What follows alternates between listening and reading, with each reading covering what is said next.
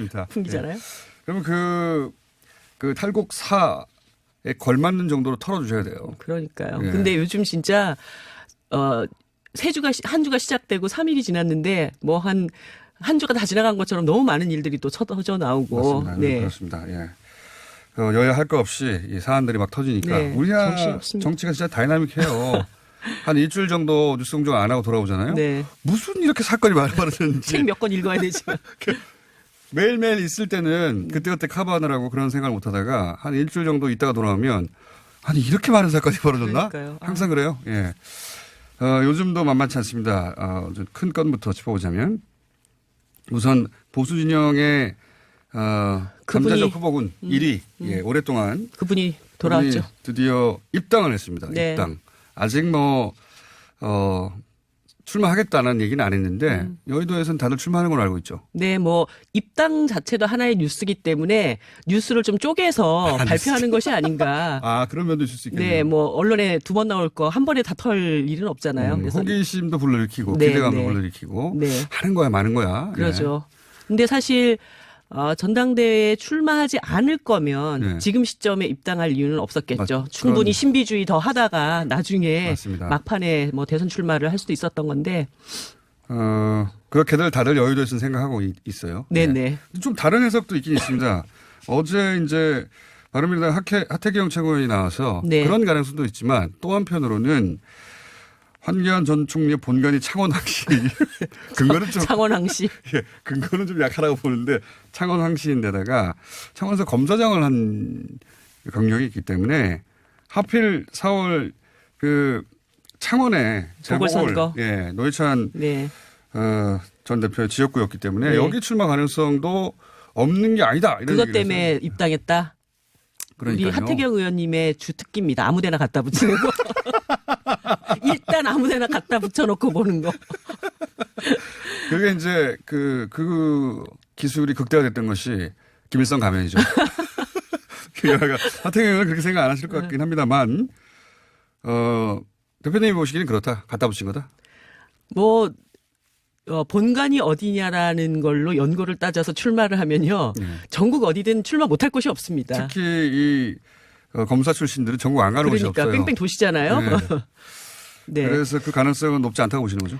황교안 전 총리가 창원 성산에 나오게 되면은 사실 노회찬 전 대표님하고 리턴 매치하는 거랑 같은 상황이 벌어집니다. 다 아시겠지만 이 네. 두 사람의 인연이 그렇죠. 악연이 엄청 깊고도 길어요. 네. 그 처음 구속됐을 때 네. 황교안 총리하고 그 노 대표하고 그 서울구치소에서 네. 서로 처음 만났던 그 장면도 네. 굉장히 유명한 일화가 있죠. 서울구치소가 많이 따뜻해졌다 이랬더니 네. 감옥에 있는 사람들은 이렇게 따뜻한 데 있으면 안 되는데 이런 네. 얘기를 주고받았던 그리고 삼성 엑스파일 사건을 지휘했던 그래서 노회찬 대표 의원직 상실에 공을 세웠던 사람이기도 하고 또 2017년 그 탄핵 당시에 네. 또 노 대표와 황교안 총리가 그렇죠. 세게 또 붙었던 그런 과거도 있었고 아무튼 뭐 노 대표님이 항상 입버릇처럼 두 사람의 인연을 얘기하면서 같은 경기고 출신이죠. 네. 그러면 동창이죠. 게다가. 동창이어서 죄송하다고 그런 말을 했던 기억이 나는데 죄송하다고. 예. 그런데 그 정의당은 어쨌든 그런 가능성은 매우 낮다고 보시는 거고 그죠? 네, 뭐 그리고 뭐 황교안 총리가 와도 상관없습니다. 아 그래요? 제대로 한번 상관없다. 네. 그만큼 그 현재 창원에서는 물론 아직 한참 남았습니다만 유리한 지역구라고 보시는 거죠 정의당에서는? 유불리를 떠나서 여기는 안 이길 수가 없는 지역구입니다. 정의당의 반드시 이겨내야 입장에서는. 한다? 네, 네. 그 노 대표님의 남은 임기 1년을 네. 채우는 사람을 뽑는 선거기 때문에 정의당이 노회찬의 임기를 이어가야죠. 사실 그 민주당 그 이해찬 대표도 단일화 필요성도 언급하셨고 네. 단일화라는 표현을 썼긴 했지만 예. 사실상은 민주당 후보가 여기서 어떤 표현을 써야 될지 모르겠습니다. 거기도 오랫동안 노력해왔던 민주당 후보가 있으니까 양보해야 하거나 혹은 뭐 그냥 혼자 양보할 수는 없으니 어떤 과정을 거쳐서 만들어야 되거나 또 뭐 우상호 의원도 아예 후보를 내지 말아야 된다까지도 얘기하는 네. 상황이에요. 민주당 쪽에서도. 주변에서 이제 그런 말씀들이 좀 많이 나오고 있는데요. 정의당의 입장에서는 지금 여론조사에서 자유한국당에서 지금 예비 후보로 등록하고 지금 뭐 선거운동 뛰고 있는 강기훈 후보를 오차 범위 안에서 지금 좁혀냈습니다. 그렇기 때문에 정의당 여영국 후보가 강기훈을 넘어서냐 안 넘어서냐 저희들은 이것에 지금 모든 것을 올인하고 있는 그런 상황이기 때문에 주변에서 그런 얘기들을 일단 개의치 않고 자력으로 이 상황을 돌파하려고 하고 있는 상황이에요. 알겠습니다. 갑자기 황교안 전 총리의 입당과 함께 창원 출마설이 나와서 다시 한번 짚어봤습니다. 창원 예. 출마설. 이건 뭐 황교안 전 총리 본인이 한 얘기가 아니라 하태경 의원이 그런 이야기를 해서 네. 그 가능성이 꽤 있다라고 여기서 오랫동안 주장하고 가셨어요. 예. 근데 아니면 말고. 네, 아무 때나 갖다 붙인 거라고 지금 이정재 대표는 해설하셨고 그 다음 주에 다시 한번 물어보겠습니다. 네. 황교안 전 총리가 그 보수 진영에서는 1위를 하는 여러 가지 이유가 있어요. 그중에서 목소리도 안정되고 네. 말 실수도 잘 안 하고 점잖고 뭐 이런 분위기가 있지 않습니까? 네. 그런 게 대중정치한테는 도움이 되죠. 도움이 실제. 되는데 그분의 그 안정감은 네. 평탄한 길을 걸었을 때 보여줬던 모습입니다. 근데 사실 이 선출직이 되기 위한 과정은 네. 그런 꽃길만 걸을 수는 없는 거거든요. 자갈밭도 걸어가야 진흙탕 되고 싸움이죠, 진흙탕에서도 뒹굴어야 되는데 네. 이제 상대방이 있는 이 게임판 안에서 어떻게 대응을 할 것이냐는 사실 고기도 먹어본 놈이 먹는 거고 맷집도 맞아봐야 키우는 건데 뭐 두 가지를 다 검증을 받아본 바가 없는 분 아닙니까? 네. 거기에다가 지금 뭐 일각에서는 황교안 전 총리가 이렇게 등판하는 것에 대해서 박근혜 대통령의 탄핵에 대해서 울분을 감추지 못하고 이렇게 네. 골방에서 막 분을 삭히고 있던 분들이 이제 황교안을 통해서 우리의 한을 풀어야 된다. 이렇게 막 다 나오고 있는 상황이에요. SNS 보면 정말 대단하더라고요. 네, 건물처럼 쏟아지고 있어요. 예. 네. 그런데 이제 그분들 입장에서는 그러면 황교안 대표를 통해서 뭘 원할 거냐? 탄핵은 잘못된 거다. 대표는 대통령을 아닙니다. 네, 대통령을 구하자. 대표가 될 거라고 생각하셔가지고 무의식중에 나오신 발언인가요? 황교안 대표가 된다면 네, 그 된다면? 대표를 통해서 박근혜를 구하자. 탄핵은 잘못된 것이다. 이렇게 한을 풀어주기를 원할 텐데 당이라고 하는 것은 그렇게만 운영될 수는 없는 거란 말이죠. 또 네. 다른 측면에서 다른 입장을 가지고 있는 사람들도 끌어안아야 되기 때문에 당연히 그래야 되겠죠. 예, 이것도 저것도 취하지 못하는 이런 상황에서 어중간한 예, 양쪽에서 엄청나게 난타를 당하는 가능성이 높다. 예, 그런 가능성이 높죠. 그래서 당대표가 될 가능성은 높지만 안 높다고 보세요? 대선 주자로 가기에는 상당히 이제 어려운 길을 선택했다. 저는 그렇게 봅니다. 당대표가 될 우선 첫 번째로 당대표가 될 가능성이 높다고 보시고. 네. 그게 여의도의 전반적인 평가입니까? 대표님의 평가입니까? 제가 여의도의 평가라고 얘기를 하고 나면은 예. 또 아무데나 가다 오지 아니, 그것이 여의도에 돌고 있는 이야기라고. 예, 여의도에서는 상당 부분 그렇게 보죠. 그리고 이렇게 입당하기 전에 한동안 보수 세력들이 황교안 전 총리 주변으로 굉장히 많이 결집하고 있다라는 얘기는 제가 쭉 들어왔었거든요. 황교안 전 총리는 그동안 또 열심히 주말이면 네. 그 간증 네. 그랬다고 하시더라고요. 개신교 교회를 돌면서 간증을 열심히 하셨다는 얘기는 들었어요. 네. 저도. 예. 예, 그렇게 뭐 개신교 쪽 예. 그다음에 소위 얘기하는 완전 그 태극기 부대들 예. 그리고 당 내에서도 오늘 보니까 친황 부대라는 것이 만들어졌더라고요. 아, 그래요? 예. 어저께 입당할 때 나타났던 몇 명의 의원들이 있었다고 얘기를 해요.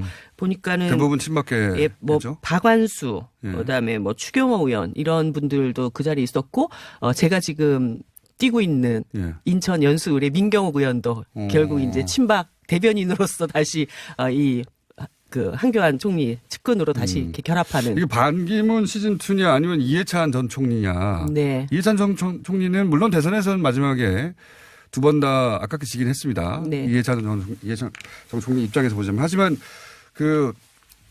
아주 오랜 기간 동안 대선 후보 지지율 1위를 달렸던 성공한 전 총리인데 근데 이제 갑자기 등장해가지고 큰 바람을 일으킬 것 같다가 빠른 시간 내에 사라진 네. 반기문 전 총장도 있잖아요. 네. 네. 어느 쪽이냐 네. 갈림길에 서 있다. 그런 측면에서 사실 오세훈 전 시장의 파괴력이 예. 맨파가 어느 정도일 것이냐에 따라서 이것이 이제 가름이 될 텐데 지금 무슨 다른 대안이 특별하게 없지 않습니까? 이 당 안에서. 예. 그런데 제가 볼 때는 황 총리의 그 등장에 비해서 오세훈 전 시장의 이 파괴력이 좀 너무 약한 거 아니냐. 등장은 주먹을 그렇게 못 받았어요. 예. 그리고 새가 결집된다라고 하는 느낌들이 적기 때문에 결국 그 당의 다수파인 친박계 안에서는 오세훈이 아니라 예. 황교안 전 총리가 황으로 될 것이다. 쏠릴 가능성이 더 높지 않을까. 그러면 그 예상대로 황교안 전 총리가 만약에 당대표가 된다면 네. 정의당 입장에서는 좋은 겁니까 나쁜 겁니까? 그냥 자유한국당이 정의당에게는 좋은 존재가 아니에요. 그 존재 자체가 뭐 누가 돼도 좋고 나쁠 게 없어요. 그런데 당대표에 따라서 유불리가 있을 수는 있잖아요. 정치적인. 뭐 아무튼 그래도 황교안 전 총리가 대표가 된다고 하면은 자유한국당의 본질이 적나라하게 드러나겠죠. 좋다는 얘기네요. 저 당이 한 몇 달 동안 그 탄핵 정당으로서의 이 껍질을 벗겨내려고 굉장히 발버둥을 쳤는데 결국 민낯은 다시 그 당이구나 이렇게 되는 것이기 때문에. 알겠습니다. 한동안 뭐 이 이슈는 당대표가 결국 선출될 때까지 계속되겠죠. 예. 그렇죠. 자, 이것도 자유한국당 얘기네요. 그 자유한국당이 5.18 진상조사위원 조사위원 가지고 오랫동안 진통을 앓았어요. 한 네. 3개월, 4개월 가까이. 네. 그래서 결국 결정하긴 했는데 그분들도 여전히 네. 논란의 대상이 되고 그러니까 있습니다. 원래 지만원 씨를 추천을 했다가 네. 이게 뭐 북한군의 소행이다라고 얘기했던 사람이 무슨 진상조사를 하냐. 보수 진영 내에서도 비판받았던 예, 그래서 겁니다. 뭐 나경원 원내대표가 진짜 그분한테 쌍욕을 들어가면서까지 일단 예. 이거를 어렵게. 네, 어렵게 막아놨는데 그 대타도 거기에서 별로 달라질 바가 없는 이런 상황이 되어 있어요. 그래서 뭐 한간에는 진상조사위원을 구성을 하라고 그랬더니 자유한국당이 진상 이런 진상도 없다 뭐 이런 얘기를 계속 하고 있는데 한마디로 이 자유한국당의 존재 자체가 5.18 진상을 규명할 수 있는 그런 위치에 서 있지 않은 정당이라는 걸 이 토론할 때도 그렇죠. 됐는데 아직도 예. 오히려 여기서 적극적으로 진상조사에 협조함으로써 그 오랫동안 쌓여있던 그런 이미지를 털어낼 찬스라고 저는 생각이 드는데 네. 그렇지 못하고 그럴 능력이 없다고 봐야 되죠. 그래서 우리 대변인이 소돔과 고모라에 의인 10명만 있으면 거기를 망하지 않게 하겠다고 했는데 의인 10명이 없어서 소돔과 고모라가 망했던 것처럼 자유한국당에 의인 3명이 없어서 이 모양이 됐다고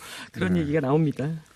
자, 시간이 한 1분 30초밖에 안 남았는데 여러 가지가 있는데 오늘 아침에 어제 밤에죠. 갑자기 터진 손혜원 의원 네, 관련해서 네. 투기 의혹설 제기 네. SBS에서 제기한 것인데 이 사안은 아직 그 손혜원 의원의 공식적인 입장이 안 나와가지고 네. 균형 있게 다룰 정도까지는 안 되고 한 내일이면 본격적으로 다뤄질 것 같은데 네. 어떻게 보십니까? 가깝지 않으십니까? 네. 이 상황과 사건에 대해서 정확하게 더 파악을 해봐야 되긴 하겠지만 이것이 순수한 투기의 목적이었는지 손혜원 의원이 이제 예전부터 오랫동안 이 문화재 관리에 대한 이렇게 자기 소신 같은 것들이 되게 네. 강했던 분이거든요. 그 지역 구도심을 살려야 되는 주장 오랫동안 했었죠. 예, 그게 사실 손혜원 의원이 뭐 이런 얘기를 전혀 안 하고 있다가 이 일이 터져서 나 원래 문화재에 대해서 굉장히 관심이 많았던 사람이다. 이렇게 됐으면은 또 그 의심이 변명이 될 수도 있을 텐데 굉장히 일관되게 또 그 일을 해왔던 분이란 말이죠. 네. 그래서 실제 이것이 투기로 인해서 어떤 그 이득을 얻게 되는가. 네. 그것이 아니면 문화재를 관리하기 위한 정당한 절차 방식을 썼는가. 이런 것들이 네. 잘 구분이 좀 될 필요가 있다는 생각이 들고요. 네. 손혜원 의원도 아직은 뭐 허위사실 유포로 SBS를 고소하겠다는 입장까지만 나왔지. 예, 이 문제에 대해서 그래서 굉장히 차분하게 손혜원 의원도 자기의 입장이 무엇인지를 좀 그 정확한 표명을 해야 될 타이밍이 아닌가 그런 생각이 듭니다. 그러니까 그 보도로 단정하기에도 그리고 충분한 해명도 아직은 양쪽에서 예, 이게 이제 그 일반적인 문법으로는 예. 상임위가 그쪽 관련 상임위고 그래서 그 상임위의 지위를 이용하고 정보를 이용해서 투기를 했다 이렇게 일반적인 그렇죠. 문법으로 이제 그것을 외형은 해석할 수 그렇게 갖춰져 있죠. 있습니다. 예, 그런데 손혜원 의원이 그 상임위 이전에도 예. 의원이 되기 이전에도 이제 그 문제에 대해서 굉장히 관심이 있었다라는 측면. 예. 그래서 그것이 정당한 절차 방식이었는가에 대해서 본인이 좀 충분히 해명을 해서 어떤 것이 진실인지에 대해서 국민들에게 해명의 어떤 설득력이나 정당성을 보고 판단해 보자. 네네. 예, 그냥 이 보도로 바로 판단하기에는 아직 손혜원 의원의 공식적인 입장. 물론 뭐 여러 인터뷰가 아마 그 보도가 있은 직후에 전화 인터뷰가 있긴 있었던 것 같은데 불완전하니까 좀 더 두고 봐야 되겠다. 네. 우선 일반적인 경우입니다. 일반적인 안락사에 대한 서울 수의사회의 기준이랄까 입장 같은 게 있습니까? 어떤 거 어떻게 일반적으로 이제 동물병원에서 시행되는 안락사의 경우에는요, 명확한 기준이 있죠. 있습니까? 예를 들면 예. 이제 더 이상 회복 불가능한 질환이라든지 케어를 함에도 불구하고 아이들의 삶의 질을 유지시켜줄 수 없을 때, 너무나 고통받고 있는데 그런 것들이 경감되지 않을 때. 하긴 뭐 사람도 너무나 고통스러울 때 네. 뭐 말기암 중에 고통이 심한 경우라든가 또는 뭐 기타 그래서 안락사 논란이 있죠. 그죠. 네. 몇몇 국가에서는 이미 허용되는 곳이 네. 있고 항상 논란이 되고 있는 부분이죠. 근데 이제 인간처럼 스스로 결정할 수 없으니 네. 수의사가 전문적으로 판단했을 때 너무 통증이 심하고 이대로는 고통만 네. 그러니까 생명을 연장할 수는 있대. 네. 그게 이 그 동물 개체의 행복에 오히려 역행한다 할 때는 그런 결정을 내린다. 그렇죠. 어쩔 수 그렇게 없다거나. 진행이 아, 되는 예. 거죠. 그래서 사실은 안락사의 결정은 수의사의 동의가 있어야 되는 거죠. 기본적으로. 반드시 사실은 의학 분야에 대해서 전문 지식이 포함이 되어야 되고 그런 견해가 바탕이 되어야지 결정할 수 있는 부분입니다. 그렇죠. 네. 수의사시니까 그건 뭐 명확하게 아실 것 같은데. 그런데 그렇다면 이 동물 구조 활동을 하는 단체들도 네. 불가피하게 안락사를 선택할 수밖에 없는 경우도 있긴 있는 거죠. 그죠?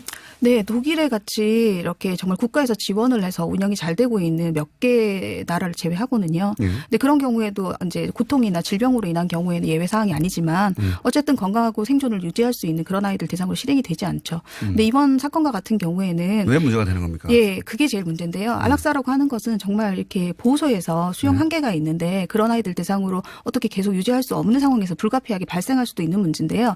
이번 사건 같은 경우에는 대외적으로 절대 우리 단체는 안락사를 시행하지 않는다라고 표방을 했었고요. 네, 우선 그게 그리고- 큰 문제고. 예, 그리고 기만이 아니냐, 기망이 아니냐. 네네네. 더 큰 문제는 뭐냐면 내부적으로 이미 더 이상 수용 한계가 왔음에도 불구하고 네. 외부적으로는 그런 활동을 펼쳐서 아이들 데리고 왔는데요.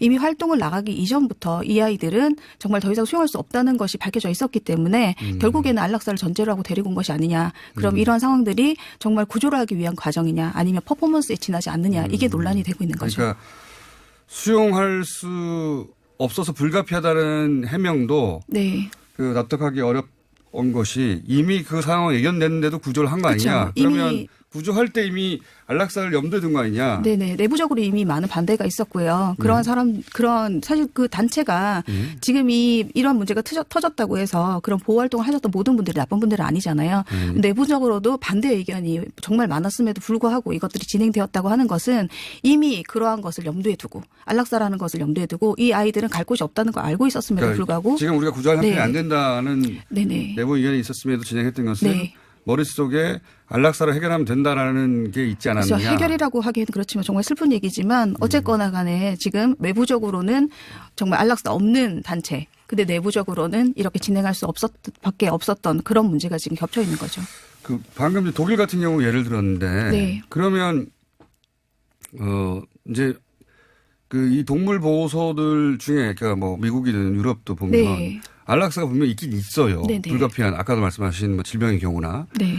그런 기준들이 어떻게 되어 있습니까? 그냥 사실은 좀 저희 나라 같은 경우 10일 정도를 지금 계류를 하고 있는데요. 계류라는 것은 그러니까 보호소에 들어오게 되면 예. 국가 보호소로 들어오게 되면 10일 정도는 보호자님을 찾아드린다거나 예. 그리고 그 기간이 끝나게 되면 새로운 가정을 찾아준다거나 예. 이런 과정이 진행이 되게 되는데요. 여기보다 더 엄격한 나라들도 있죠. 예를 들면 미국의 모 주 같은 경우에는 3일 계류밖에 안 된다거나 보호 기간이요. 짧은 곳도 있고요. 3일 지나고 난 다음에 주인을 찾을 수 없거나 네. 그러면 그냥 그 안락사 시켜도 되는 그런 예, 주도 법 있다. 규정이 그렇게 아, 예. 되는 이유가 아이들이 사실은 유기동물 보호소로 정말 많이 이게 오게 되잖아요. 네. 그래서 슬픈 일이지만 이게 대상을 선정하는 데 있어서는 명확한 규정이 있어야 된다고 하는 거고요. 독일 같은 경우에는 이제 제가 말씀드린 것처럼 그러니까 우리보다 훨씬 더 짧은 기간 내에 안락사를 네, 근데 합법한 주도 있긴 있군요. 근데 미국에. 이제 그 부분이 강조되어야 된다는 것이 아니라 이제 그러한 곳도 있지만 중요한 것은 뭐냐면 이 아이들이 적법한 절차에 따라서 명확한 규정에 의해서 사실은 이 과정들이 진행이 되어야 하잖아요. 그렇죠. 그렇죠. 예. 임의로 판단하면 안 되는 거죠. 네네. 근데 이제 지금 이 과정들은 내부에서도 문제가 생기는 부분이고요. 외부에서도 이해할 수 없는 부분이기 때문에. 그러니까 케어 경우에는 예. 그러면 예를 들어 더 심한 경우가 있지 않냐라고 누가 항변하면 그거는 그렇게 우리가 좋든 싫든 그 법이 정한 절차들이 존재하는데 네. 케어는 그걸 따르지 않았다. 아예. 법이 사실은 좀 그런 부분도 있어요. 지금 아직까지 우리나라도 반려동물 문화들이 발전하다 보니까 법 조항들이 그렇게 명확하게 표기되어 있진 않아요. 그 발전 속도를 법이 따라잡지 못했다. 네네. 그리고 또 하나의 문제는 이게 전체적인 시민들의 문화의식 차이도 있거든요. 어떤 면에서? 또 좋은 의미로 사실 독일의 예를 많이 들고 있지만 네. 독일에서 물론 많은 세금을 통해 가지고 지원을 해주는 것도 있지만 또 시민들의 문화의식이 높아졌기 때문에 보호소에서 아이 하나를 입양한다 하더라도 테스트를 거치고 규정에 맞춰야 되고 교육을 받고 이런 자, 그럼 것들이 잠깐만요. 진행이 되고 있는 거거든요. 원장님은 모든 상황을 자세히 아시니까 네. 뚝뚝뚝 말씀하시면 모르는 분들은 생소해서 네. 무슨 얘기인지 이해가 잘 안 가는 것도 네. 있는데, 그러니까 독일이 이제 이 동물 보호와 뭡니까 이런 반려견 네. 관련해 가지고 굉장히 법적 정비도 잘 돼 있고 문화도 네. 잘 돼 있다 네. 이렇게 알려져 있는데 거기서는 입양 그러니까 사고 파는 게 안 되죠. 네네. 아예 안 우리는 되죠. 강아지를 사고 파는데 고양이나 강아지를. 네네. 거기서는 사고 팔지 않고 반드시 입양을 하는 거죠. 네네. 그런 문화가 이미 되어 있다는 거죠, 거기서. 네, 그런 문화도 중요하지만 기본적으로 지금 우리나라 문화 입양할 때도 굉장히 어렵죠. 내가 사람이 강아지를 기를 수 있는지 그 조건을 따져보지 않습니까? 네네. 좀 전에 말씀드렸던 것처럼 키울 환경이 되는지 이분이 이 아이들 잘 케어할 수 있는지 핸들링은 가능한지 이런 부분에 대해서 테스트를 거치고 어떤 규정에 맞았을 때 입양할 수 있는 까다로운 물건 절차가 사듯이 하는 있는 게 거죠. 아니라 그렇죠. 네가 이 생명체와 같이 지낼 만한 자격이 되는지를 따진다. 네네. 준비가 되어 있는지들을 확인하는 거죠. 네. 독일은 그렇게 하기 때문에 일단 유기견의 발생 숫자도 적고 발생했다 그죠. 하더라도 그런 문화 속에서 네. 함부로 안락사되지 않는다. 네. 이게 그러니까 법이 만들어진다고 금방 해결될 일은 아니네요. 예, 문화와 함께 성장을 해야 되는 부분이라고 저는 생각합니다. 법도 정비가 수의사들이 되어야 되고요. 그렇죠. 수의사들이 더 이상 강아지를 사고 팔지 못하게 강제할 수는 없는 거니까. 네, 문화라는 것이 갑자기 바뀌기는 어려운 부분이라 우리나라는 또 되게 복합적인 문화들이 있잖아요. 아시다시피 그렇죠. 지금 먹기까지 거론하기, 하니까 지금. 거론하기 힘든 그런 문제이지만 거론할 수 있습니다. 먹기까지 합니다. 먹기까지 하는데 네. 그런 문화가 지금 뭐 예를 들어 독일도 오래 걸렸겠죠. 설마 하루아침에 되지는 않았겠죠.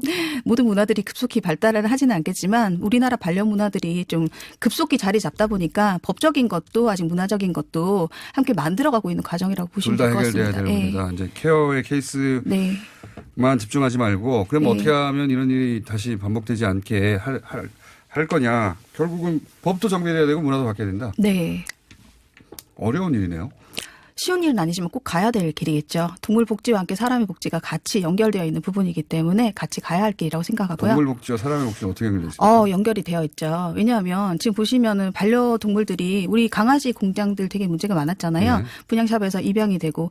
근데 가정에서 자연스럽게 태어나서 건강 관리와 사랑을 받고 그 환경에서 자라난 아이들이 입양을 갔을 때는 동일한 비슷한 환경이기 때문에 적응률이 훨씬 높아요. 하지만 공장이라든지 이런 데서 태어난 아이들은 태어나기 전부터 되게 열악한 환경에서 부견이나 부견 같은 경우에도 문제가 있는 환경에서 태어나게 되잖아요. 그러다 보니 이 아이들이 좁은 우리에 갇혀 있다가 사회화 시기를 놓쳐서 입양이 됐을 때는 적응력이 굉장히 떨어지게 돼요. 그렇죠. 이 아이들이 입양을 가서 아프거나 행동학적 문제 때문에 키우지 못하게 되거나 중간에 하늘나라를 가게 되면 이 부분 또한 사람의 복지에도 문제가 되는 거고요. 네. 그것이 사람한테 미치는 영향. 네네. 키우던 강아지가 갑자기 죽는다든가 네. 혹은 뭐 본인이 통제가 안 되는 강아지가 된다든가. 네. 그런 것도 있고요. 사실 그 펫로스부터 시작해서 동물로 인해서 일어나는 심리적인 고통도 많고요. 반대로 펫로스. 예. 동물을 잃고 난 뒤에 느끼는 고통 이런 것들을 말씀드리는데 반대로 반려동물을 키움으로 인해서 신체적, 정신적인 건강 증진 효과도 있거든요. 그리고 또 하나 말씀드리고 싶은 부분은 이게 가정 내부의 문제만은 아니라는 거죠. 지금 강북구 같은 경우에는 그 강북구 수의사회와 강북구청이 연계를 해서 이렇게 반려동물로 일어나는 민원 사항에 대해서 함께 해결해 나가는 솔루션을 진행을 하고 있는데요. 이거는 반려동물로 인해갖고 이웃과에도 사실 분쟁이 일어나고 그렇죠. 짖는다든가. 뉴스에도 사실 사건 사고들이 많잖아요. 그렇죠. 짓는다든가 문다든가 또는 네네. 뭐. 그래서 복지가 연관되어 있다는 부분이고요. 사실 제가 좋지 않은 이런 슬픈 일로 이 자리에 오게 돼서 정말 마음이 아픈데요. 제 생각에는 이번 사건은 안락사가 옳으냐 그르느냐 이런 문제도 어떻게 보면 늘 나왔던 문제이지만 이번 사태에서는 이분께서는 대외적으로는 절대 그렇지 않은 곳이라는 그런 단체를 표명을 하고 내부적으로는 이미 계획되어 있는 과정들을 진행해 왔다는 것에 대해서 이 단체를 후원했던 또 속았다고 느끼는 거죠. 네, 기본적으로. 후원했던 분들 그리고 지금 이렇게 봉사활동을 나갔던 수의사들 그리고 일반적인 시민들에게도 큰 충격과 배신감을 느끼게 하는 사건이라는 거죠. 네, 뭐 사건 정리는 충분히 저도 동감하는데 그래서 어떻게 할 것인가의 문제는 독일의 케이스를 한번 연구해 볼 필요가 있네요. 저희가 한번 다뤄보겠습니다. 오늘 이제 문제 제기를 해 주신 게 이게 법도 고쳐야 되고 문화도 고쳐야 되는데 예를 들면 독일은 이렇게 한다. 네. 그러니까 우리가 모델로 삼을 구체적인 사례를 듣다 보면 네. 아 이렇게 가면 되겠구나 하는 게 떠올릴 수 있는데 그죠. 모르니까요. 입양할 수 있는 준비를 하시고 잘 키울 수 있는 대비를 하시고 그래서 안 끝까지 키워봤는데 키울 어떻게 수 있게. 준비합니까? 그래서 미리 우리 아기 낳기 전에도 네. 교육받고 하시잖아요. 예, 그런 거 마찬가지죠. 미리 준비를 하시고 상담을 받으시고 준비된 상태에서 끝까지 책임질 수 있을 때. 반려견을 혹은 반려묘를 드리기 전에 네. 그걸 상담을 해야 된다. 네, 아니 충분히 고려를 해보고 상담할 수도 있어요. 그 부분이 아니 나는 아침 일찍 나갔다 밤늦게 돌아오는데 이 아이들이 입양해서 이 그거 아이들 독일에서 문제가 안 그렇게 합니까? 생기겠어요. 기본적인 요건들을 다 확인을 하게 되고요. 예, 독일에서는 사전 교육도 받게끔 하게 되고 이수를 하게 되고 독일 수의사를 모셨어야 되는데 다음에는 꼭 모시기 바랍니다. 오늘 여기까지 짚어보겠습니다. 뭐가 어디를 짚어봐야 되는지 이제 이해했습니다. 서울 수의사회 총무이사 위혜진 원장이었습니다. 감사합니다. 네, 감사합니다.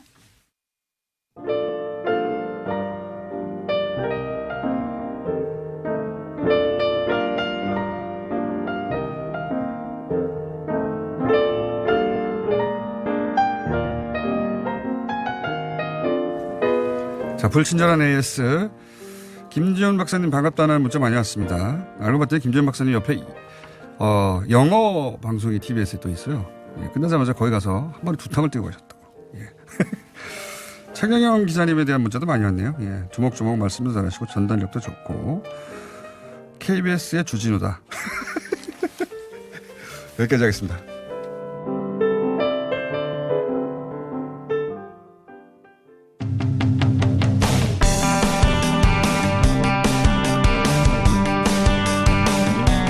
주진우 기자는 전달력이 안 좋습니다. 베트남이 급부상하고 있습니다. 2차 북미 정상회담 때문에. 그리고 박항서 감독 때문에 또 베트남에 대한 뉴스가 많이 나왔죠. 그런데 베트남을 알고 있다고 할 수 있겠는가 우리가 해서 한번 베트남에서 짚어보려고 저희가 아산 정책연구원의 이재현 선임 연구원 스튜디오에 모셨습니다. 안녕하십니까? 예, 안녕하십니까? 아산이면 김지훈 박사님하고 잘 아십니까? 예, 학교도 같이 다녔습니다. 아, 학교도 같이 다녔어요? 예. 국내에서요? 아니면 국내에서요. 국내에서. 예. 아, 그렇군요. 알고 싶지 않은 정보까지 파악하고 말았습니다. 자, 그런데 아시아, 그러니까 전공이라고 할까요? 아니면 연구의 영역이 이 동아시아 지역이십니까? 예, 저는 주로 동남아시아 국가들하고 한국하고 동남아시아 국가들 관계에 대해서 주로 보통은 이제 폼나게 미국이나 유럽이나 아니면 가까운 중국, 일본 하는데 왜 동남아시아를 또 애초에 선택하셨어요? 성격상 강대국이 싫어가지고. 성격상? 예. 아, 그렇구나. 이 전공 혹은 이 특기를 선택하시는 분들이 그렇게 많지는 않았을 것 같아요. 그죠? 국내에 동남아를 전공한 분들이 되게 적지요. 그죠? 예. 몇 분 안 됩니다. 저희도 우리가 이 동아시아도 지금 급속히 성장하고 있고 인구도 그렇고 그다음에 인구 비율 젊은 세대도 비율이 굉장히 높고 활력이 있는 지역인데 관심을 가져야 된다. 근데 전문가가 없어요, 제가. 그것뿐만 아니라 지금 정부에서도 신남방 정책 추진한다고 하고 이제 외교부든지 신남방 특위에서든지 좋은 정책을 내겠지만은 그런 정책을 내는데 기본이 되는 전문가들이 너무 없다. 받쳐줘야 되는 건데 숫자가 너무 적죠, 한국은. 저희도 이거 동아시아를 커버할 왜냐하면 미국이나 유럽이나 찾아보면 전문가 많아요. 예. 동아시아를 찾으려고 하다 보니까 너무 없는 겁니다.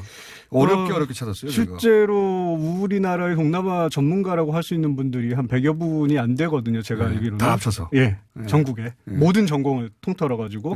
근데 일본 같은 경우는 일본 교토대 동남아 연구소 하나에만도 100명이 넘는 연구자들. 대학 하나에. 예.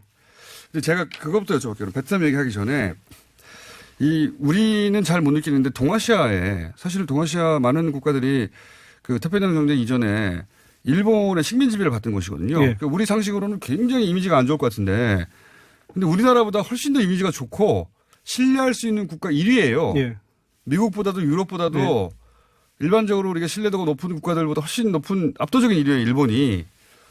그래서 자료를 좀 찾아보면 일본은 굉장히 오래 전부터 꾸준히 그 지역에 경제적으로도 후원하고 정치적으로도 신경을 오랫동안 썼고 진출도 많이 해왔단 말이죠. 왜 그랬던 겁니까, 일본이? 일본이 태평양 전쟁에서 이제 패망한 이후에 네. 미국에 의해서 일본 경제가 이제 다시 살아나기 시작을 하는데 한국이나 일본이나 비슷한 조건이거든. 뭐 자원도 없고 그렇죠. 한 상태에서 일본이 경제 성장을 위해 가지고 자기네들의 자원을 대고 할 수 있는 배후지로 예. 동남아를 선정을 했고 어. 또 미국이 냉전 질서 속에서 동남아시아에서도 이제 동북아랑 마찬가지로 냉전선이 그어졌거든요. 네. 이 동남아의 반공 정권들이 살아남게 하려면은 얘네들이 경제적으로 성장을 해야 되죠. 아, 그런 미국의 이유로- 이해하고도 맞았다군요. 미국도 지원하고 미국은 일본을 푸시해가지고 동남아로 가서 자원도 사고 그게 너네들의 장기적인 경제 성장에도 좋다. 그때부터 1950년대 60년대부터 일본이 그래서 동남아시아에 계속 진출하고 정계 뭐 학계 그다음에 네.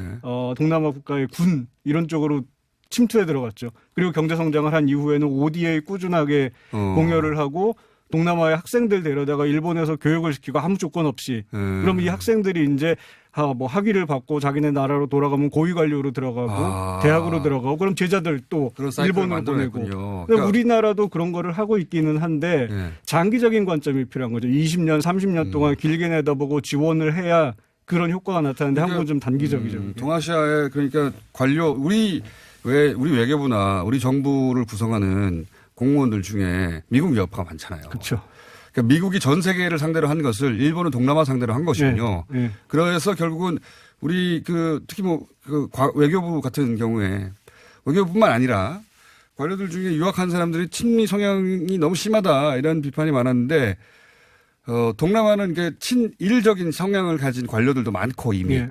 사회 전반에 퍼져 있고 그리고 실제 제가 알기로는 일본의 J리그도 동남아 쿼터가 있어요, 아예. 네. 신경 쓰는 거죠, 계속해서. 예. 그래서 우리 생각하고는 다르게 일본이 군사 대국화하고 다시 헌법 개정해가지고 그러면 주변 국가들 식민 지배를 당했던 국가들은 우리처럼 다 반대할 것 같은데 찬성하고 있더라고요, 오히려. 네, 그런 관측도 있죠. 일본이 지금 특히 동남아 국가들의 신경을 쓰는 이유가 지금 현재 시점에서 보면은 말씀하신 것처럼 군사 대국화를 위해서 이제 사전 포석을 예. 깔아놓는 의미도 있고 중국이 동아시아 지역에서 헤게모니를 장악하는 거를 저지하기 위한 예. 그런 것도 있고. 그들 국가가 중국과 국경을 맞대고 있을 수 느끼는 불안감을 또 이용해가지고. 그렇죠. 예. 거기에다가 지금 한국이 일본의 식민지배에 대해 생각하는 거랑 동남아 국가들이 일본의 식민지배 잠깐이었지만 그거에 대해 생각하는 거랑 좀 다른 부분이 있을 수가 있는 게 한국은 일본의 식민지배가 처음이었죠. 직접 처음이자 받았고. 마지막이죠. 예. 예. 동남아 국가들은 일본이 들어오기 이전에 영국이나 프랑스나 네덜란드의 그렇죠. 식민지배가 있었고 이거를 일본이 몰아낸 처음에는 해방군의 역할도 했던 거고 예, 말하자면. 예. 그래서 바라보는 느낌이 좀 다르죠. 그리고 뭐 그 그런 뒤에 느낌. 오랫동안 경제 지원이라고 사실상 동남아 국가들이 경제 성장을 하게 된 가장 중요한 요인은 일본의 직접 투자거든요. 그러니까 85년에 미국하고 플라자 어코드 맺은 이후에 일본의 전자공업을 중심으로 동남아시아에 엄청나게 진출을 하는 거죠. 그러니까 임금을 낮추기 위해서. 자동차 브랜드 선호도도 압도적으로 네. 우리는 유럽이고 네. 미국도 유럽인데 네. 유럽도 유럽이고 그런데 그러니까 동남아에서는 일본 자동차 브랜드가 압도적으로 지금까지 만들어 놓은 축적해 놓은 그런 자산들인 거죠. 일본 입장에서는. 지금 와가지고 우리가 신남방 정책 그러니까 굉장히 뒤처진 거예요, 사실은. 그렇죠. 예, 굉장히 뒤처진 건데 신남방 정책을 해서 효과를 볼 수 있을까요? 그렇다고 안 할 수는 없는 노릇인데. 그게 신남방 정책을 추진한다는 게 많은 사람들이 생각하고 있는 게 그러면 동남아시아 지역에서 한국이 중국이랑 일본이랑 경쟁을 해가지고 뭔가를 해야 되겠다는 생각을 많이 하거든요. 근데 현실적으로 경제 규모라든지 국력의 차이가 있으니까요. 우리가 그쪽에 투자할 수 있는 자원이라는 게 한정이 돼 있거든요. 그러니까 외교적인 자원이나 인식에 쌓인 이런 것들이. 세월도 너무 다르고. 예. 네. 그래서 한국이 해야 될 거는 이 주변에 있는 큰 나라들하고 경쟁한다는 게 아니라 그냥 꾸준하게 우리 나름의 자리를 만들어간다. 우리 나름의 역할을 만들어간다라는 생각으로 가야지 중국, 일본이랑 지금 뒤처진 상태에서 경쟁을 하면 안 되죠. 이거 자주 모셔야 되겠어요. 왜냐하면 이런 얘기를 하는 사람이 없다 보니까 이런 이 관점을 가지고 얘기를 들어본 적이 없어요. 그 신남방 정책에 관해서 뉴스공장에서도 그렇게 많이 언급을 안 하시는 것 같아요. 동남아 전문가를 초청한 적도 없고. 그러니까요. 저희가 찾지 않은 게 아니라 못 찾으신 거예요. 개인적으로는 관심이 있는데 이걸 지금 말씀하신 정도 깊이를 가지고 다룰 만한 전문가들이 그렇게 많지 않다. 실제 어렵게 찾았어요. 그러니까 잘 나오신 거고요. 예. 자주 모실게요. 이제. 네, 감사합니다. 베트남 얘기를 하려고 그랬는데 일단 전반적인 먼저 얘기를 한나라 시간이 거의 다 가가지고, 예. 저희 방송에 나오시면 시간이 항상 부족하다는 걸 염두에 두고 나오셔야 되고요. 베트남, 그래서 베트남의 얘기를 해봐야 되는데, 지금 3분밖에 안 남았는데, 간단하게, 예. 베트남이 지금 어느 정도까지, 뭐랄까요, 그 경제나 이런 규모들이 올라와 있습니까? 일반 돈으로 좀 말씀해 주세요. 일단은. 베트남이 공식적으로 1인당 GDP는 뭐 2,500달러 정도밖에 안 되거든요. 한국의 한 10분의 1 정도밖에 안 되는데 잠재력은 엄청나죠. 그러니까 지금 현재 경제적으로 1인당 GDP 2,500달러라는 거 이상으로 구매력이라든지 이런 데서는 그거를 넘어가고 있고요. 그다음에 뭐 공식 통계에 잡히지 않는 소득도 있고 그리고 지금 현재 FDI 그러니까 해외 직접 투자 들어오는 거나 이런 것들을 봤을 때 성장 잠재력은 아직도 한 20-30년 동안 20-30년간 성장 그 인구 구조를 봐도 젊은 층들이 훨씬 많거든요. 인구 절반이 20대라면서요. 이하. 엄청나게 젊은 나라예요, 지금 보니까. 그리고 우리는 지금 인구 감소를 걱정하는데 거기는 뭐 정부 안 돼서. 한편으로는 베트남도 지금 고령화 사회 걱정하고 있거든요. 인구의 상당 부분이 젊은 사람임에도 불구하고 성장이 빠르게 되고 급속하게 이제 위생 상태라든지 이런 것들이 개선이 되고 하면서 머지않아 고령화 사회로 들어갈 거를 걱정을 하고 있는 상태예요. 미리 걱정하는 것 같고. 네. 그러면 하나의 경제 성장률은 대략 어느 정도 됩니까? 6% 7% 이상 꾸준하게 성장을 하고 우리나라 있거든요. 80년대 정도의 그렇죠. 속도로 발전하고 있는 그 거죠. 정도라고 보시면 될 거예요. 그리고 인구가 1억이 넘죠. 1억이 공식 통계로 조금 안 되는데 대부분 사람들이 1억 정도 된다라고 생각합니다. 큰 나라예요. 엄청나게 큰 나라죠. 사실 동남아시아 국가들이 그 우리 생각에는 이제 뭐 덥고 개발도상국이고 못 사는 나라고 이렇게 약소국이라고 생각을 하는데 사실 개별 국가들 들여다 보면은 영토도 그렇고 인구도 그렇고 만만치 않거든요. 우리보다 작은 데 별로 없어요. 미얀마 느낌은 굉장히 작은데 엄청나게 큰 나라. 우리나라보다 몇 배나 크고요. 땅덩어리가 인구도 훨씬 많아요. 작은 나라들이 아니에요. 동남아시아에서 한국보다 사이즈가 작은 나라라고 하면 스리랑카요. 스리랑카는 동남아시아가 아니죠. 동남아시아가 아닙니까? 우리가 동남아시아로 부른 중에 한국보다 작은 나라는 아마 싱가포르하고 브루나이 정도. 그러니까 사실상 도시국가들 외에는 거기는 예외를 쳐야 되는 거고요. 도시니까 그렇죠. 사실은. 인도네시아는 인구가 2억 5천인데요. 엄청나게 큰 나라죠. 면적도 우리보다 작은 데가 별로 없더라고요. 뭐 면적 작은 데 없습니다. 미얀마 생각해보면 미얀마가 우리나라 땅덩어리 1,500배 되지 않습니까? 거의? 야, 큰 나라들입니다. 그리고 지금 말씀하신 것처럼 젊고. 그게 문제가 되는 게 한국 사람들이 동남아시아에 대해서 개발도상국이다 작은 나라다라는 인식을 가지고 있기 때문에. 끝났습니다. 또 모실게요. 감사합니다. 이재현 연구원이었습니다. 내일 뵙겠습니다. 안녕. 서울을 바라봅니다. 시민을 생각. 일단은 국제뉴스 많이 쏟아졌었죠. 그리고 뭐 탄핵 얘기도 나왔고. 미국 이야기 한번 짚어보겠습니다. 정가의 국제정치외교학의 전문가입니다. 최근에는 MBC 100분 토론을 진행하고 있고 출연이 어렵다는 걸 간신히 모셨습니다. 김주현 박사님 나오셨습니다. 안녕하십니까? 안녕하세요. 100분 토론 장사 잘 됩니까? 조금 힘들어요. 제가 지난번 출연했을 때 빨리 망하고 자 뉴스공장 고정으로 돌아오라고 했는데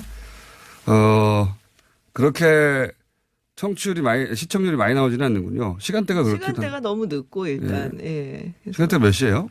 12시 5분인가 그래요. 그러니까 12시 5분? 더는 평일이니까 이게 주말이 아니고 그래서 좀 그러네요. 그렇습니다. 굉장히 기쁜 시간대고 올해 그렇게 길게 버티지 못할 수도 있겠어요. 일단 간판 보는데 버티겠죠. 자, 100분 토론 진행자입니다. 무려. 미국 상황에 어떤 뉴스는 막 산발적으로 굉장히 많이 나와요. 뭐 이방카가 세계은행 총재 후보라느니 또는 뭐 지금 셧다운 이게 위기라느니 또 진정한 위기는 아직 오지 않았고 탄핵 이런 이야기 나오고 그러니까 FBI가 직접 트럼프 대통령을 수사 대상으로 삼았다 이런 보도도 있고 아주 많은 뉴스가 트럼프 대통령 관련해서 쏟아지는데 그중에서 이제 셧다운. 네. 우리한테는 없어서 좀 생소하잖아요, 이게. 제가 1년 전에도 와갖고 설명을 했어요, 네. 사실은. 근데 곧 해결될 거라고 하셨죠, 그때는. 네, 그때는 이제 금방 해결이 됐었고, 그러니까는 우리는 이제 보통 만약에 예산이 이렇게 통과가 안 되면은 이걸 뭐 지난해 예산에 이렇게 준해서 이렇게 뭐 책정을 한다든지 하는데 네. 미국은 원래 9월 30일 날 통과가 돼야 돼요. 네. 그 다음 해 예산이. 근데 안 되는 경우에는 이게 뭐 레졸루션이라고 해서 이제 그 당시 땜빵처럼 이렇게 가는데 그것도 이제 이번에 통과가 안 된 거죠. 그래서 지금 최장 기록인데 이게 12월 21일인가 뭐 그때부터 해갖고 이렇게 지금 되면 네. 우리는 이런 걸 겪어봐 본 적이 없어서 네네네. 상상이 잘 안 되는데 이렇게 되면 어떻게 되는 거예요? 그러니까 공무원들 월급이 안 나가는 월급이 안 거잖아요. 나가는 거죠. 그죠? 네. 그러면 월급이 안 나가니까 일을 안 하는 거 아닙니까? 그렇죠. 집에 가는 거. 지금 아마 주한미국 대사관에 있는 대사관 직원들도 뭐 나올 수는 있는데 별로 하는 일은 없을 거예요, 아마. 그러니까 그렇게 들었어요. 그 미국의 연방 정부는 문을 닫고 그렇죠. 연방 정부에 해당되는 그 공무들은 정지되어 있는 거잖아요. 그렇죠. 그렇죠? 그래서 요번에 얼마 방금 전 나온 뉴스를 보니까 이제 그 세금 걷는 IRS라고 있거든요. 예, 그렇죠. 거기선 무서운. 네. 무서운 조직이죠. 거기서는 일단은 이제 좀 일을 해라. 그러고서는 나중에 돈을 주겠다라는 식으로 해서 한 반 정도 지금 돌아왔다고는 하는데 네. 어쨌든 해결은 안 된 사태고 지금 이제 최장 기록을 25일로 이제 기록을 했거든요. 근데 이렇게 쉽게 뭐 이제는 좀 풀어야 될 때긴 해요. 너무 길어져서. 트럼프 대통령이 강대강으로 나가면 지금 워낙에 그런 걸로 승리를 많이 했고 재미를 네. 봐서 이번에 될 줄 알았는데 이번에 좀 심상치가 않은 거죠. 지난주에는 대국민 담화도 했고 그랬거든요. 그러니까 민주당에서도 이제 대선이 이제 있는데 네. 이런 여기서 처음으로 트럼프 대통령과 맞서는 거 아니에요, 제대로. 그렇죠. 예, 그러니까 물러설 생각이 민주당도 없는 것 같아요. 민주는 없죠. 예. 그리고 트럼프 대통령 인기가 뭐 작년 같았으면 사실은 얘기가 다른데 네. 올해는 또 약간 또 좀 다르고 인기도 체감도도 좀 다르고 그래서 어쨌든 지난 중간 선거에서 민주당이 하원을 가져가면서 예. 뭐 완벽한 승리라고 말할 수는 없지만 민주당 입장에서도 별로 진 거는 아니었기 때문에 또 펠로시라는 뭐 노쇠하다면 노쇠하고 노련하다면 노련한 아주 정치인이 싫어하지 들어갔죠. 않습니까, 두 사람이. 아주 싫어하죠. 서로를. 네. 그래서 너무너무 민주당은 뭐 일단 다 싫어하죠. 다 싫어하는데 네. 그 대표적인 인물이 트럼프 대통령하고 마주 네. 앉아서 풀 수 있겠는가, 서로. 네. 그래도 어쨌든 의장을 또 했었잖아요. 네. 그러니까 이제 펠로시가 노련한 정치인이라서 뭐 이렇게 물러날 것 같아 보이진 않고 뭐 어떻게 해 전망이 되나요? 미국에서는 어떻게 해결될 것이다. 혹은 어떻게 그런 결론날 얘기도 것이다. 있었어요. 비상사태를 선포하고 결국에는 끝나지 않겠냐. 비상사태라는 건 어떤 의미입니까? 근데 이제 국방 예산을 갖다 쓰는 거죠. 네. 다른 예산을. 네. 그래서 장벽 이제 그 부분을 그걸로 해결하고 이제 끝나지 않겠냐. 그런 식으로 해서 조금 이제 체면들을 세우고 그렇게 끝나지 않겠냐 얘기들이 있었는데. 그러니까 대통령과나로 비상사태를 선포한 다음에 비상사태이기 때문에 다른 예산을 끌어다가 해결해버리고 네. 트럼프 대통령 면을 세우고 민주당은 물러나지 않고 네, 민주당도 물러나지 않았다는 면을 세운 거죠. 그 멕시코 국경의 장벽에 대해서. 그런 과거가 있어요? 국방 예산을 끌어다 썼던 과거가 제가 기억이 잘 안 나요. 찾아봐야 될 것 그 같아요. 정도로 드문 일인데 네. 그거 말고 과연 두 사람 모두 이렇게까지 전면전을 하고 있는데 물러서겠는가 뭐 이런 전망이 우세하다는 거죠. 조금 물러서면 어느 쪽이라도 물러서면 약간 진 거죠. 치명상, 예, 좀 네. 심하죠 그게. 그러니까 우리나라 여야 대치, 강대강 대치하고 네. 비슷한 겁니다 이게. 좀 네. 이렇게 엑지 플랜을 세워놓고 했었어야 되는데 트럼프 대통령이 약간 좀 안이하게 대처를 했던 것 같기도 하고 그리고 이제 이민 문제가 약간 끝발을 잃은 감도 있어요. 미국 내에서. 그러니까 2016년도 이제 대선 때는 굉장히 이게 큰 이슈였고 그걸로 사실 이겼다라고 해도 과언이 아닌데 이 장벽 문제가 나오면서 그리고 이제 국경 폐쇄하고 이러면서 좀 안 좋은 뉴스라든지 좀 인간적으로 좀 보기가 힘든 것들 이런 네. 것들이 나오고 그랬거든요. 그런 화면들이 많이 있었죠. 네, 그러니까는 미국인들 입장에서도 이걸 뭐 반대한다, 찬성한다 얘기를 하기가 조금 거시기해지고 그러면 이제 좀 안 보려고 하는 경향들이 있어요 유권자들이. 그렇죠. 그럼 피하다 보니까는 좀 관심이 빨리, 떨어지고. 예, 그리고 네. 좀 빨리빨리 해결해 뭐 이런 식으로. 그게 이제 아예 벽을 세우자는 거잖아요. 그렇죠. 예. 철조망 정도가 아니라 아예 벽을 세우자는 건데 근데 국경 지역에서 이제 뭡니까? 국경에 미국 그 국경 수비대입니까? 거기서 쏘는 무슨 최루탄 같은 거에 피해 도망가는 어린 아이들 네. 뭐 그런 화면들 많이 나왔잖아요. 그렇죠. 그래서 트럼프 대통령한테도 특별히 유리하지 않고 네. 민주당도 지금 물러서서는 안 되니까 이게 해결될 자연스럽게 합의에 해결될 가능성이 낮다. 뭐 민주당은 전혀 물러설 기색은 보이질 않아요. 알겠습니다. 그리고 하나 정정해야 되는 거 이방카가 세계은행 총재 후보에 오른 건 아니고 그렇게 보도됐는데. 네, 그건 아니고요. 세계은행 총재를 이제 누구를 선정해갖고 미국 측에서 밀 것인가를 선정하는 과정에서 이제 문우신 장관하고 이야기하고 그 과정에는 인보불가 되어 있다. 네, 그게 이제 오보가 나간 거였어요. 처음엔 오보였네 그러면. 뭐 오보가 아닌데 원래 그랬는데 하도 분위기가 안 좋으니까 오보라고 얘기를 하면서 바꾼 건지 모르지만 하여튼 현재 상태로는 예, 총재 후보는 아니다. 그렇군요. 네. 우리나라에서 첫 보도는 좀 쳐다보지는 않았는데 세계는 왜냐하면 트럼프하고 이방카면 그 정도도 가능하지 않겠나는 짐작들이 있어서 세계은행 총재란이 정말 웃기다라는 식으로 우리도 보도가 됐는데 웃기긴 하죠. 실제로. 웃기죠. 대통령 딸이라고 갑자기 세계은행 총재 후보라니 예. 했는데 그게 아니라 후보를 세계은행의 총재를 미국 정부가 이때까지 계속 그렇죠. 예, 보통은 세계은행 총재는 미국 정부에서 밀면 되고 이제 네. IMF는 유럽 쪽에서. 그러니까요. 네, 그렇죠. 최대 주주니까. 네. 그래서 야 그럼 미국 정부가 밀면 되니까 딸을 미나 보다. 다른 대통령이었으면 상상도 안 가는 일인데 트럼프라면 그러지 않았을까? 이런 그죠. 할 수도 있겠는데 이게 말이 돼? 뭐 이런 생각이 좀 들긴 하죠. 예, 네. 그런데 그건 사실이 아니었던 네. 것으로. 네. 예.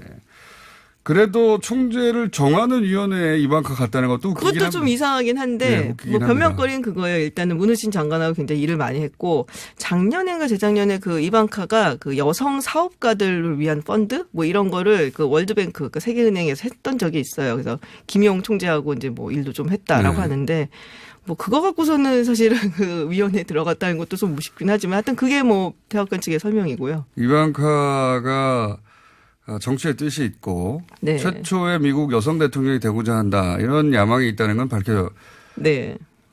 밝혀졌다. 본인이 주장한 적은 없는데 그 책에 뭐였죠? 그게 제목이 분노와 화염이었던가요? 네. 화염과 분노. 화염과 분노였던가요? 그 책에서 주장됐던 적이 있죠. 네. 예. 그러니까 이제 이런 얘기까지 나오는 거겠죠. 그렇죠. 그리고 트럼프 대통령이 이방카를 굉장히 신뢰를 하기 때문에 그러니까 트럼프 대통령 주변을 보면은 오랫동안 남아있는 사람이 별로 없어요. 그러니까 사람에 대한 어떤 신뢰 그리고 뭐 충성도에 대한 의심은 항상 있는 사람이라서 근데 믿을 수 있는 가족밖에 없다고 생각을 하고 자녀들 중에서도 이방카에 대해서는 굉장히 특별하다 이렇게 알려져 있거든요. 그래서 이방카나 쿠시너에 대해서는 아주 뭐 돈독한 신망을 재방카라고 가지고 있죠. 하더라고요. 제러드 쿠시너 사위 같이 해갖고. 재방카라고. 예. 네. 이건 사실이 아니었던 거고. 네네. 그리고 이제 그 뉴욕타임즈가 보도하면서 그 국내도 알려지기 시작한 거고 했는데, FBI가 네. 대통령을 수사 대상으로 삼았다 이런 보도가 있었죠. 네. 그럼 지금 이제 아마 러시아 게이트가 계속 이제 뭐 얘기가 되고 다음 달에 뮬러 특검 보고서가 아마 나올 거예요. 그래서 그 부분에 이제 계속 보도가 되면서 사실은 이제 뉴욕타임스의 보도도 있긴 했었는데 지금 뉴욕타임스도 뉴욕타임스지만 워싱턴 포스트가 아주 열일을 하고 있어요. 네, 지금 그래요? 트럼프 네. 대통령에 대해서. 다들 사이는 안 좋아요. CNN하고 뉴욕타임스하고 아니면 워싱턴 포스트하고. 우리가 이름을 아는 미국 언론도 다 사이가 안 좋아요. 폭스를 제외하고. 근데 워싱턴 포스트는 약간 좀 주의를 해봐야 되는 게 이 워싱턴 포스트의 소유자가 누군지 아시잖아요. 예. 제프 베조스거든요. 근데 이제 제프 베조스 그 워싱턴 포스트가 그 대선 당시에 그 액세스 헐리우드 클립을 워싱턴 포스트에서 먼저 터뜨렸어요. 그 당시에 이제 버스 타고 가면서 이렇게 외설스러운 이야기 대화가 나왔던 거. 그러고 나서 이제 뭐 워낙에도 사이가 안 좋지만 청춘을 확산시킨 주인공이죠. 주범이죠. 예. 하지만 트럼프 입장에서는 예. 계속 공격을 하고 그리고 이제 뭐 트럼프 대통령 들어와서는 트럼프 대통령 옛날에 아마존 갖고 그런 말도 했었죠. 아마존 같은 회사들 때문에 우리 소매상들이 다 죽어나가는 거라고. 예. 그리고 요새 들어갖고 또 얘기가 나오는 게 제프 베조스가 이혼을 하잖아요. 그것까지는 몰랐습니다. 몰랐어. 별걸 아시네요. 제프 베조스가 이혼을 하는데 이혼한다 이 소식을 그 내셔널 인커리언가 같은 약간 좀 찌라시 비슷한 신문에서 네네네. 막 터뜨리고 막 대중지. 예. 집중 취재 뭐 이런 걸 했는데 그게 이제 또 소유주가 트럼프하고 굉장히 친하고 그러니까 뭔가 얽혀 있는 느낌인 거예요. 그러니까 갑자기 워싱턴 포스트가 원래도 사이가 안 좋았지만 워싱턴 포스트의 소유주가 아마존의 소유주라는 걸 모르는 분들도 있어요. 예. 2013년도에 샀어요. 제프 베조스. 네. 아마존의 소유주인 제프 베조스가. 그러니까 우리 입장에서 보면 좀 이상한, 좀 어울리지 않는다 생각도 할 수도 있어요. 예. 뭐 유통업 하다가, 예. 아마존의 손길이 뻗치지 않은 곳이 이제는 거의 없다. 미국 최대 보시면 언론을 되기 먹어버린 때문에. 거죠. 유통업을 예. 하다가. 예. 그래서 하여튼 둘 간에 어떤 전쟁이 있는 게 아닌가 싶을 정도로 그것도 요새는. 맞는 말인 것 같아요. 예. 예. 그래서 워싱턴 포스트가 아주 열의를 하고 있고, 네, 뭐 밀러 특검 보고서가 이제 나오고, 근데 이거를 공개를 하느냐, 이제 그 퍼블릭에 그 예. 부분 얘기가 있는데, 이제 많은 미국 대중들은 원하죠. 보고 싶다. 당연히 예, 당연히 궁금하죠. 원하겠죠. 예. 근데 대통령이. 예, 근데 지금 이제 법무부 장관 인선을 해갖고 청문회 중이거든요. 예. 근데 이 법무부 장관이 그걸 대해서 이때까지는 성공적으로 법무부 장관을 통해서 제어해 왔잖아요. 근데 지난번에 법무부 장관이었던 제프 세션스가 예. 이번에 러시아 게이트 수사를 하는 데에서 자기가 예. 손을 뗐어요. 왜냐하면 예. 본인도 거기에 연관이 좀 있을 수 있고 자기 예. 캠프에 있었기 때문에 그래서 이제 그거 갖고서는 트럼프 대통령이 굉장히 불만이 많았어요. 적극적으로 막으라고 그렇죠. 했더니 예. 소극적으로 예. 자기가 손을 떼는 정도에서 멈췄다 이거죠. 예, 네. 그래서 사실 갈린 거거든요. 네. 그래서 새로운 이제 법무부 장관이 지금 청문회 중인데 이 부분에 대해서 민주당 측에서 아주 집중 포화를 하고 있는 중이에요. 이게 이제 그동안은 러시아 스캔들 관련해서 그 트럼프 대통령의 주변만 훑다가 이제 트럼프 대통령을 수사를 직접 했다는 수사 대상으로 삼았다는 게 뉴스의 그렇죠. 핵심이고, 그래서 여기서 그러면 탄핵까지도 갈 수 있는 거 아니냐라는 탄핵이라는 단어가 많이 나와요 요즘은. 뭐 러시아 게이트 보고서가 어떤 내용을 담고 있느냐에 따라서 달라지겠죠. 근데 지금 같은 기세고 또 민주당이 이제 지금 같은 기세에다가 그 보고서에 정말 대단한 내용이 담겨져 있다 그러면은 생각을 충분히 해볼 수가 있죠. 그렇죠. 근데 거꾸로 트럼프 대통령은 탄핵 정국을 원한다는 분석도 있긴 있었어요. 그래서 자기 지지자를 결집시키고. 그렇죠. 왜냐하면 탄핵 얘기만 나왔지 결국은 상원이 네. 예. 상원이 여전히 공화당 지배하에 있는 한 탄핵이 통과될 일은 없으니 통과될 리는 이제 없지만 일단 상처는 크게 낼 수가 있으니까. 민주당 입장에서는. 예. 근데 그렇게 탄핵으로 막 시끄럽게 해놓은 다음에 결국 통과가 안 되면 거꾸로 민주당이 정치적 타격을 입을 네. 것이다. 이런 분석도 있었잖아요. 그렇죠. 그래서 굉장히 조심스러운 게임이에요. 사실은 민주당 입장에서도 네. 양날의 검이고. 그래서 그 이제 보고서가 나오고 임팩트라든지 당시 그때 이제 트럼프 대통령의 뭐 인기도라든지 이런 거를 아마 면밀하게 보고 결정을 할 거라 봅니다. 그래서 결국은 실제 탄핵이 될 것 같아서 주장하는 게 아니라 결국 탄핵 당할 만큼의 하자가 있는 대통령인데 재선된 불가능하다. 네. 그런 분위기로 만들어서 미 대선으로 넘어가려는 미국의 민주당의 전략 아니냐. 그러니까 올해 후반기부터는 이미 이제 들어가야 돼요. 대선 네. 모드로. 그러니까 지금 사실 탄핵을 막 주도하고서는 하기가 부담스러울 수도 있어요. 그러니까요. 그러니까 네. 실제 탄핵을 시키려고 하는 게 아니라 탄핵 당할 정도의 대통령이라는 그렇죠. 이미지를 쌓아서 다음 대선에서 이기려고 하는 거다 민주당이. 네. 근데 민주당 쪽에 이제 어떤 대선 주자들이 나오냐가 또 사실 중요한데. 근데 주자가 별로 없어요. 그게 문제예요. 민주당에. 네. 예, 지금 뭐 떠오르는 사람이 있었긴 했는데 지난 선거를 통해 갖고 텍사스주에서 상원의원 선거에서 상당히 신승을 한 사람이 있거든요. 네네네. 베토 올루크라고 나이도 젊은 편이고 근데 이제 아무래도 당시에는 굉장히 떴는데 역시 선거는 지고 나면은 사실은 좀 이렇게 묻히는 경향이 있거든요. 그렇죠. 맞습니다. 예. 마지막으로 이건 어떻습니까? 지금 트럼프 대통령, 그러니까 미국 언론도 그런 분석을 하던데 트럼프 대통령이 전반적으로 밀리고 있는 상황에서 오히려 북미 관계의 중요성이 더 커졌다. 트럼프 행정부, 네. 트럼프 정부에는, 트럼프 대통령에게는. 그렇죠. 뭔가 예. 퍼포먼스 이벤트 이런 게 있어야 되니까. 예. 그래서 우리한테는 좋은 거다 지금. 남의 불행이 우리한테 그걸 얘기하기 아침부터 그런 말을 하긴 좀 그렇긴 한데 충분히 가능성이 있죠. 이런 이벤트를 통해 갖고 뭔가 좀 해보려는. 이게 우리나라에서 나온 분석이 아니라 미국 쪽에서 나온 분석이더라고요. 미국 측에서도 그렇게 생각을 하고 근데 네. 그 말인즉슨 사실은 북미 정상회담을 굉장히 찬성하고 이런 사람들이 그렇게 많지는 않아요. 네.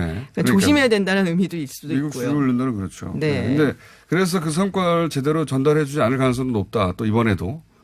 네. 주요 언론이. 또 반대로 또 트럼프 대통령이 이번에 성과가 좀 있어야지 된다는 의미도 될 수가 있어요. 알겠습니다. 더 하고 싶은데 가야 된다고 해가지고 바쁜 척을 해가지고 또 하루빨리 100분 톤으로부터 벗어나서 네. 올해는 자유롭게 출연할 수 있도록 다음 인터뷰가 또 있다고요? 예. 네. 옆방에서 네. 네. 잘 가세요. 그럼. 네. 지금까지 오랜만에 미국 상황 한번 자세히 짚어봤습니다. 김주현 박사였습니다. 네, 고맙습니다.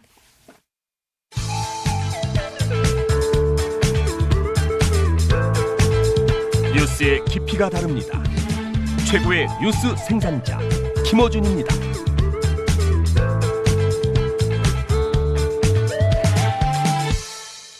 넘게 이긴 건 이번이 처음이라고, 졌다라는 게 처음이라고 네. 하는데요. 이게 이제 영국 현지인들이 느끼는 그 불안감은 더 우리가 생각하는 것보다 큰 것이 프레퍼족이라고 있어요. 미국이 원조인데 재난에 대비하는 사람들 있잖아요. 실제 영국에서는 뭐 식약품이라든가 그러니까 먹을 게 혹은 뭐 약품이 통관을 해야 되는데 이제는 그 하드 보도라고 하는 국경이 완전히 생기는 거잖아요. 그러면 통관의 절차가 완전히 바뀔 테니까 그게 한 달 이상 제대로 통관되지 않을 수도 있다라는 생각에 재난에 대비하는 사람처럼 사재기를 하는 사람들이 실제 많다고 해요. 예, 그 정도라고 하는데. 불안감들이 꽤 크다라고 볼 수 있을 텐데요. 제가 오프닝에 얘기했듯이 이렇게 브렉시트 혹은 EU 탈퇴 다른 나라를 주장하는 사람들은 대부분이 아니고 공식입니다. 우리가 특별한 나라다. 우리가 남들과 함께 원 오브 댐이 될 수는 없다. 영국의 이 보수 강경파들도 똑같은 주장이거든요. 과거의 영향을 여전히 그렇죠. 받고 있는 거죠. 우리가 대영 제국인데 또는 이탈리아에서 또는 프랑스에서 독일에서 EU 탈퇴를 주장하는 사람들은 한결같이 극우들입니다. 다 극우들이고 그럴 때 소환하는 게 또 과거의 영광. 우리는 특별하다. 우리는 다르다. 너무 예전이긴 한데요. 이제. 네, 공식과도 같은 거예요. 이게.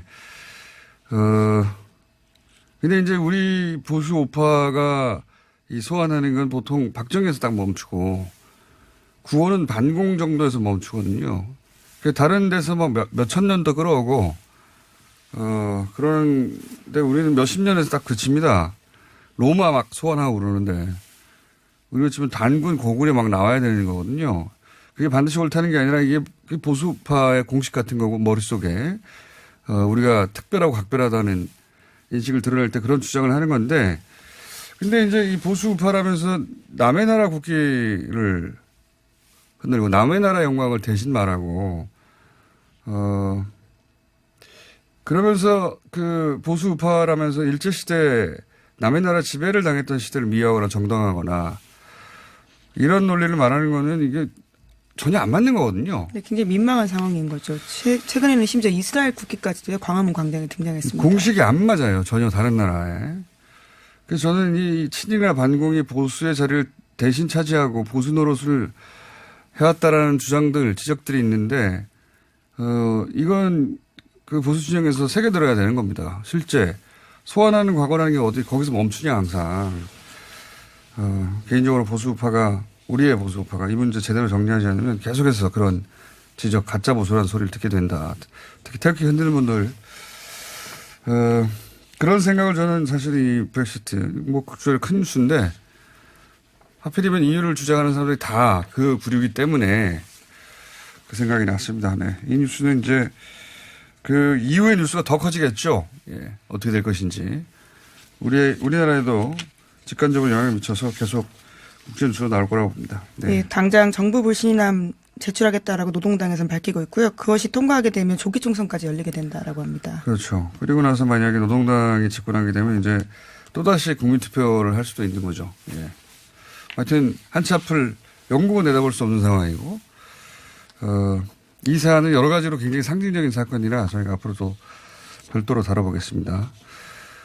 가짜뉴스가 국가 전체의 진로를 흔든 최초의 대형 사례다. 예, 예전에도 전해드린 바가 있는데요. 러시아 쪽에서 아주 큰 작업을 했었다라는 영국의 보도들이 있습니다. 네, 미국의 보도도 있고요. 예, 정보기관에. 실제로 러시아에서 조직적으로 퍼뜨린 가짜뉴스가 여기까지 오게 만들었다. 이런 주장과 또 실제 근거들이 있습니다. 네, 그래서 가짜뉴스가 한 나라의 운명을 이렇게 바꿀 수도 있다. 그런 사례이기도 합니다. 자, 첫 번째 뉴스는요. 네, 재판거래 의혹과 관련돼서 새로운 소식이 나왔는데요. 양승태 법원 행정처가 국회의원의 개인 민원 창구 역할까지 한 정황이 드러났습니다. 제명을 바꾸고 형량을 낮춰달라라는 민원뿐만이 아니라 보좌관을 빨리 석방해달라는 재판 민원까지 전달받아서 실제 재판 결과에 반영됐다라고 합니다. 그래서 어제 검찰은 임종원 전 법원행정처 차장을 추가 혐의로 기소했는데요. 이번 청탁에 이름을 올린 이들은 서영교, 전병헌, 이군현, 노철리와 같은 전현직 국회의원입니다. 서영교 의원은 어제 입장문을 냈는데요. 제명을 바꿔달라고 한 적도 없고 벌금을 깎아달라고 한 적이 없다라면서 이와 같은 사실에 대해서 부인했습니다. 여기 뭐 민원 접수 의혹을 받은 사람들을 보면 뭐 여야를 가리지는 않아요. 그러니까 의회 권력. 당시는 여야가 바뀐 상태이긴 그렇죠. 했습니다. 예. 의회 권력의 청탁을 사법부가 받아들였다는 거죠. 요지는 받아들였다는 것이고 이게 이제 그랬다면 이 의혹이 사실이라면 상권분립 헌법 정신을 사실은 사법부가 스스로 어긴 거 아닙니까? 그러니까 사법부가 스스로 헌법을 지키지 않는데 그 판결을 국민들이 어떻게 믿습니까? 예. 그런 비판을 받을 수밖에 없고 이 관련해서는 직접 그 수혜자 혹은 수혜자는 말을 안 하겠죠. 예.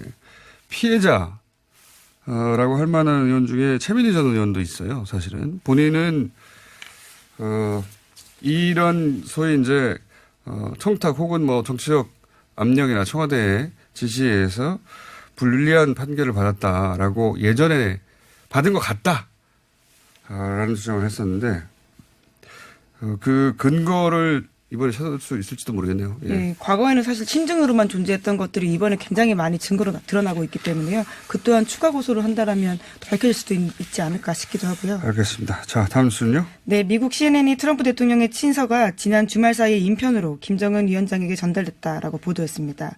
또 오늘 아침 조선일보는 친서 내용을 일부 보도했는데요. 다음 달 중순 하노이나 방콕에서 2차 북미 정상회담을 개최하자라고 제안했다라는 겁니다. 이에 따라 베트남은 최근 여러 경로로 개최 의사를 적극적으로 표명하고 있다라고 하고요. 태국 역시 물밑에서 열심히 뛰고 있다라고 합니다. 다만 2월 말에 총선 연기설과 같은 태국 국내 정치 사정이 있기 때문에 공개적으로 나서지 않는 분위기라고 합니다. 뭐 태국이 원할지 모르겠지만 태국이 총선이 있는데 2월에 태국이 선정되기는 쉽지 않을 것 같고. 북한 처지에서도 부담스러울 수 있을 것 같은데요. 미국도 마찬가지고요. 네. 태국도 마찬가지죠, 사실은. 어쨌든 베트남이 계속 유력해지는 뉴스입니다. 네. 그리고 지금 전개되는 상황을 보면 당시 1차 싱가포르 회담하고 비슷한 양상이에요. 예. 서로 주고받고 고위급 회담이 있고 뭐 비슷한 양상이라서 아마 2차 그 북한과 미국과 북한의 정상회담은 있을 것 같습니다, 현재. 네, 2말 3초 정도로 예측이 되고 있는데요. 이번 주에 김영철 부위원장과 폼페이오 장관이 만나게 된다면 정확한 날짜가 나오지 않을까 싶습니다. 자, 다음은요. 네, 카풀 도입을 위해서 사회적 대타협 기구가 다음 주 초 출범할 예정입니다. 택시업계가 대타협 기구 참여의 전제 조건으로 걸었던 카풀 시범 서비스 중단을 어제 카카오가 수용했기 때문인데요. 카카오는 택시업체와의 협력과 사회적 합의를 우선으로 해서 원만한 소통 회장을 만들기 위해서 결정했다라고 밝혔습니다. 그러면서 대화에는 어떤 전제도 없고 서비스 출시를 백지화할 수도 있다라고 밝혔는데요. 이에 따라서 그동안 지지부진했던 대타협 기구의 출범이 탄력을 받을 것으로 보입니다. 택시업계가 요구하는 거는 뭐 지금 카풀은 서비스 시험을 중단하겠다는 거지 서비스 자체를 백지화하겠다까지는 안 나갔는데 그럴 가능성도 있다 정도 언급한 겁니다.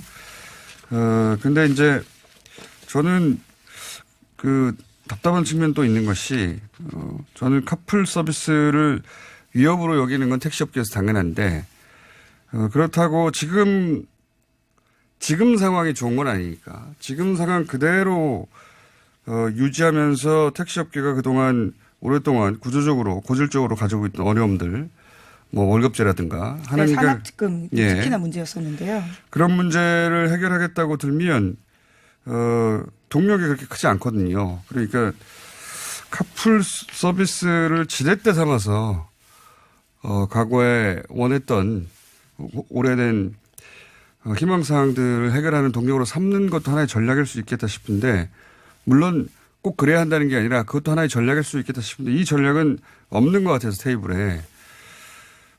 그러면 그냥 과거처럼 계속 유지될 가능성이 높단 말이죠. 예. 네, 물론 이번 대타협 기구에서는 말씀하신 법인 택시의 산학금 폐지를 포함해서 월급제를 시행하는 방안 등도 테이블에 올라갈 예정이라고 하는데요. 근데 뭐 그런 논의는 20년 이상 진행됐어요. 그렇죠. 쉽게 풀리지 않은 문제였습니다. 그게 이제 쉽지 않거든요. 그러면 그렇다면 우리의 이런 걸 받아들일 테니 이걸 내놔라고 하는 이게 하나의 찬스이기도 한데 근데 이게 또 지금 택시 업계라고 하지만 운송업체나 또는 개인 택시, 법인 택시 다 입장이 달라가지고 안타까운 점이 있습니다. 이야기는 이제 드디어 대타협 기구에 참여를 하게 된다면 이제 시작이 될 수 있다라는 건데요. 참여하게 된다면 그 논의를 저희가 또 중계해 드리겠습니다. 네, 물론 택시업계는 17일에 내부 회의를 해서요. 참가 여부를 최종적으로 결정할 예정이라고 합니다.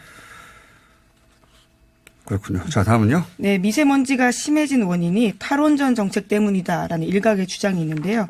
원전을 줄이는 대신에 화력 발전을 늘리는 바람에 미세먼지가 많아지고 있다라는 주장에 대해서 어제 오늘 몇몇 언론이 팩트 체크를 했습니다. MBC, SBS, 한겨레 신문이 그렇게 했는데요. 현재 전국의 원전이 모두 24기입니다. 탈원전 정책으로 원전이 줄어든다는 주장과 달리 원전은 2022년까지 오히려 4기가 더 늘어난다라고 하는데요. 그 이후에야 순차적으로 줄어들기 때문에 이미 이것이 맞지 않다라는 것이 MBC의 어제 팩트체크였습니다. 그러니까 요지는 현재 원전이 줄어든 게 아니다. 오히려 앞으로 3년 후까지는 4개의 원전이 더 늘어난다. 그러니까 현 상황이 마치 원전 탈원전 정책 때문이다라고 말하는 것은 사실을 호도했다라고 지적을 하고 있는 건데요.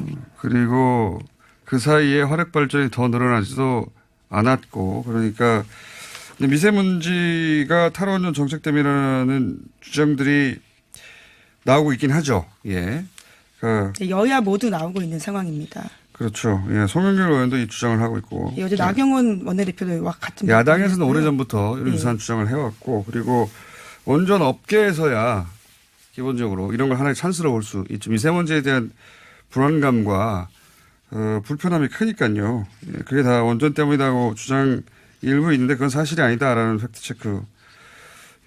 이제 어쨌든 이 얘기가 나온 마당에 원전 가지고 또다시 한번 이야기가 진행될 것 같네요. 네, 게다가 원자력은 주고 석탄은 늘었다라고 하는 주장도 틀렸다라고 오늘 아침 한겨레 신문이 지적하고 있는데요. 모두 단계적으로. 그러니까요. 근데 요즘 진짜 한 주가 시작되고 3일이 지났는데 뭐 한 주가 다 지나간 것처럼 너무 많은 일들이 또 터져 나오고. 맞습니다. 네. 그렇습니다. 예.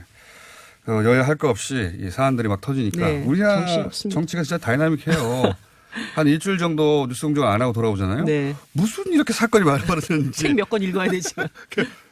매일매일 있을 때는 그때그때 커버하느라고 그런 생각을 못 하다가 한 일주일 정도 있다가 돌아오면 아니 이렇게 많은 사건이 벌어졌나? 그러니까요. 항상 그래요. 예. 요즘도 만만치 않습니다. 큰 건부터 짚어보자면 우선 보수 진영의 잠재적 후보군 1위. 예, 오랫동안 그분이 돌아왔죠. 그분이 드디어 입당을 했습니다. 네. 입당. 아직 출마하겠다는 얘기는 안 했는데 여의도에서는 다들 출마하는 걸로 알고 있죠. 네, 뭐 입당 자체도 하나의 뉴스이기 때문에 뉴스를 좀 쪼개서 발표하는 것이 아닌가. 아, 그런 면도 있을 수 있겠네요. 네, 뭐 언론에 2번 나올 거 한 번에 다 털 일은 없잖아요. 그래서 호기심도 불러일으키고 네, 기대감도 네. 불러일으키고 네. 하는 거야 마는 거야. 그러죠. 근데 사실 전당대회에 출마하지 않을 거면 네. 지금 시점에 입당할 이유는 없었겠죠. 맞- 충분히 그런- 신비주의 더 하다가 나중에 맞습니다. 막판에 뭐 대선 출마를 할 수도 있었던 건데.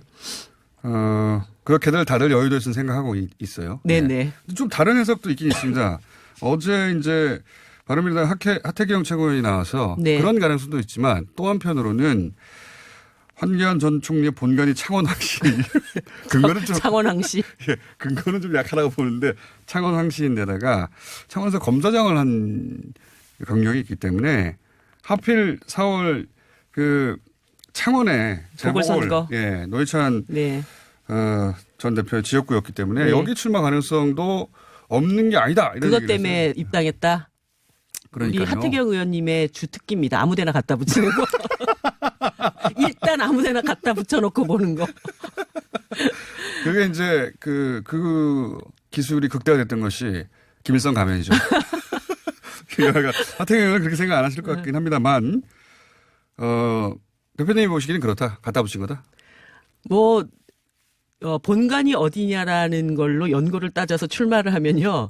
전국 어디든 출마 못할 곳이 없습니다. 특히 이 검사 출신들은 전국 안 가는 곳이 그러니까 없어요. 뺑뺑 도시잖아요. 네. 네. 그래서 그 가능성은 높지 않다고 보시는 거죠? 황교안 전 총리가 창원 성산에 나오게 되면은 사실 노회찬 전 대표님하고 리턴 매치하는 거랑 같은 상황이 벌어집니다. 다 아시겠지만 이 네. 두 사람의 인연이 그렇죠. 악연이 엄청 깊고도 길어요. 네. 그 처음 구속됐을 때 네. 황교안 총리하고 그 노 대표하고 그 서울구치소에서 네. 서로 처음 만났던 그 장면도 네. 굉장히 유명한 일화가 있죠. 서울구치소가 많이 따뜻해졌다 이랬더니 네. 감옥에 있는 사람들은 이렇게 따뜻한 데 있으면 안 되는데 이런 네. 얘기를 주고받았던 그리고 삼성 엑스파일 사건을 지휘했던 그래서 네. 노회찬 대표 의원직 상실에 공을 세웠던 사람이기도 하고 또 2017년 그 탄핵 당시에 네. 또 노 대표와 한교안 총리가 그렇죠. 세게 또 붙었던 그런 과거도 있었고 아무튼 뭐 노 대표님이 항상 입버릇처럼 두 사람의 인연을 얘기하면서 같은 경기고 출신이죠. 그러면 동창. 동창이어서 죄송하다고 그런 말을 했던 기억이 나는데. 예. 그런데 그 정의당은 어쨌든 그런 가능성은 매우 낮다고 보시는 거고 그죠? 네, 뭐 그리고 뭐 한교안 총리가 와도 상관없습니다. 아 그래요? 제대로 한번. 상관없다. 네. 그만큼 그 현재 창원에서는 물론 아직 한참 남았습니다만 유리한 지역구라고 보시는 거죠 정의당에서는? 유불리를 떠나서 여기는 안 이길 수가 없는 지역구입니다. 정의당의 반드시 이겨내야 입장에서는. 한다? 네, 네. 그 노 대표님의 남은 임기 1년을 네. 채우는 사람을 뽑는 선거기 때문에 정의당이 노회찬의 임기를 이어가야죠. 사실 그 민주당 그 이해찬 대표도 단일화 필요성도 언급하셨고 네. 단일화라는 표현을 썼긴 했지만 사실상은 민주당 후보가 여기서 어떤 표현을 써야 될지 모르겠습니다. 거기도 오랫동안 노력해왔던 민주당 후보가 있으니까 양보해야 하거나 혹은 뭐 그냥 혼자 양보할 수는 없으니 어떤 과정을 거쳐서 만들어야 되거나 또 뭐 우상호 의원도 아예 후보를 내지 말아야 된다까지도 얘기하는 네. 상황이에요. 민주당 쪽에서도. 주변에서 이제 그런 말씀들이 좀 많이 나오고 있는데요. 정의당의 입장에서는 지금 여론조사에서 자유한국당에서 지금 예비 후보로 등록하고 지금 뭐 선거운동 뛰고 있는 강기훈 후보를 오차범위 안에서 지금 좁혀냈습니다. 그렇기 때문에 정의당 여영국 후보가 강기훈을 넘어서냐 안 넘어서냐 저희들은 이것에 지금 모든 것을 올인하고 있는 그런 상황이기 때문에 주변에서 그런 얘기들을 일단 개의치 않고 자력으로 이 상황을 돌파하려고 하고 있는 상황이에요. 알겠습니다. 갑자기 황교안 전 총리의 입당과 함께 창원 출마설이 나와서 다시 한번 짚어봤습니다. 창원 예. 출마설. 이건 뭐 황교안 전 총리 본인이 한 얘기가 아니라 하태경 의원이 그런 이야기를 해서 네. 그 가능성이 꽤 있다라고 여기서 오랫동안 주장하고 가셨어요. 네. 예, 근데 아니면 말고. 네, 아무 때나 갖다 붙인 거라고 지금 이정민 대표는 해설하셨고 그 다음 주에 다시 한번 물어보겠습니다. 네. 황교안 전 총리가 그 보수 진영에서는 1위를 하는 여러 가지 이유가 있어요. 그중에서 목소리도 안정되고 네. 말 실수도 잘 안 하고 점잖고 뭐 이런 분위기가 있지 않습니까? 네. 그런 게 대중 정치한테는 도움이 되죠. 도움이 실제. 되는데 그분의 그 안정감은 네. 평탄한 길을 걸었을 때 보여줬던 모습입니다.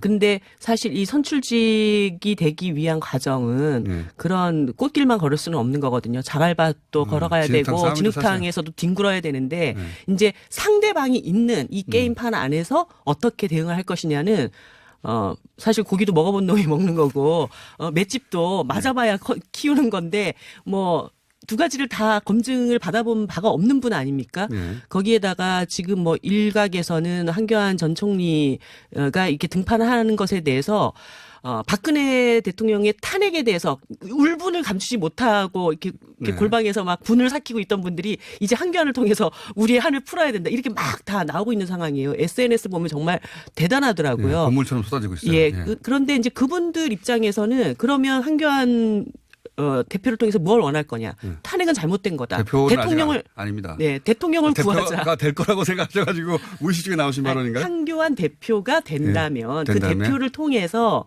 박근혜를 구하자. 탄핵은 잘못된 것이다. 이렇게 한을 풀어주기를 원할 텐데 당이라고 하는 것은 그렇게만 운영될 수는 없는 거란 말이죠. 또 네. 다른 측면에서 다른 입장을 가지고 있는 사람들도 끌어안아야 되기 때문에 당연히 그래야 되겠죠. 예, 이것도 저것도 취하지 못하는 이런 상황에서 어중간한 예, 양쪽에서 엄청나게 난타를 당하는 가능성이 높다. 예, 그런 가능성이 높죠. 그래서 당대표가 될 가능성은 높지만 안 높다고 보세요?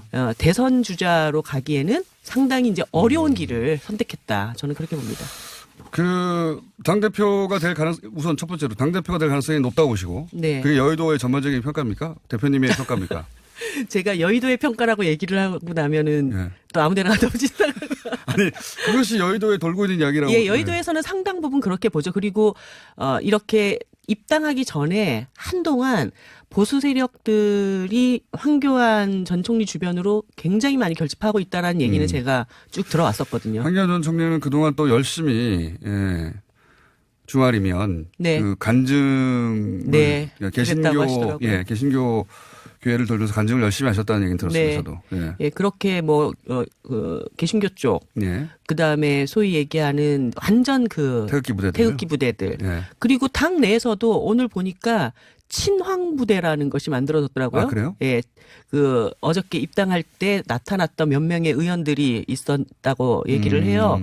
보니까는 대부분 친박계. 예, 뭐 죠 박완수, 예. 그다음에 뭐 추경호 의원 이런 분들도 그 자리에 있었고 제가 지금 뛰고 있는 예. 인천 연수을의 민경욱 의원도 결국 이제 친박 대변인으로서 다시 그 한교안 총리 측근으로 다시 이렇게 결합하는. 이게 반기문 시즌 2냐 아니면 이해찬 전 총리냐. 네. 이해찬 전 총리는 물론 대선에서는 마지막에 두 번 다 아깝게 지긴 했습니다. 네. 이해찬 전 총리 입장에서 보자면 하지만 그 아주 오랜 기간 동안 대선 후보 지지율 1위를 달렸던 성공한 전 총리인데 근데 이제 갑자기 등장해가지고 큰 바람을 일으킬 것 같다가 빠른 시간 내에 사라진 네. 반기문 전 총장도 있잖아요. 네. 네. 어느 쪽이냐 네. 갈림길에 서 있다. 그런 측면에서 사실 오세훈 전 시장의 파괴력이 네. 맨파가 어느 정도일 것이냐에 따라서 이것이 이제 가름이 될 텐데 지금 무슨 다른 대안이 특별하게 없지 않습니까? 이 당 안에서. 네. 그런데 제가 볼 때는 황 총리의 그 등장에 비해서 오세훈 전 시장의 이 파괴력이 좀 너무 약한 거 아니냐. 등장은 주먹을 그렇게 못 받았어요. 예. 그리고 새가 결집된다라고 하는 느낌들이 적기 때문에 결국 그 당의 다수파인 친박계 안에서는 오세훈이 아니라 예. 황교안 전 총리가 황으로 될 것이다. 쏠릴 가능성이 더 높지 않을까. 그러면 그 예상대로 황교안 전 총리가 만약에 당대표가 된다면 네. 정의당 입장에서는 좋은 겁니까 나쁜 겁니까? 그냥 자유한국당이 정의당에게는 좋은 존재가 아니에요. 그 존재 자체가 뭐 누가 돼도 좋고 나쁠 게 없어요. 그런데 당대표에 따라서 유불리가 있을 수는 있잖아요. 정치적인. 뭐 아무튼 그래도 황교안 전 총리가 대표가 된다고 하면은 자유한국당의 본질이 적나라하게 드러나겠죠. 좋다는 얘기네요.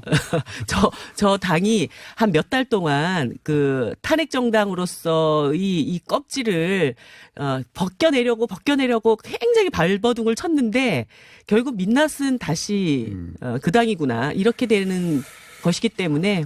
알겠습니다. 한동안 뭐 이 이슈는 당대표가 결국 선출될 때까지 계속되겠죠. 예. 그렇죠.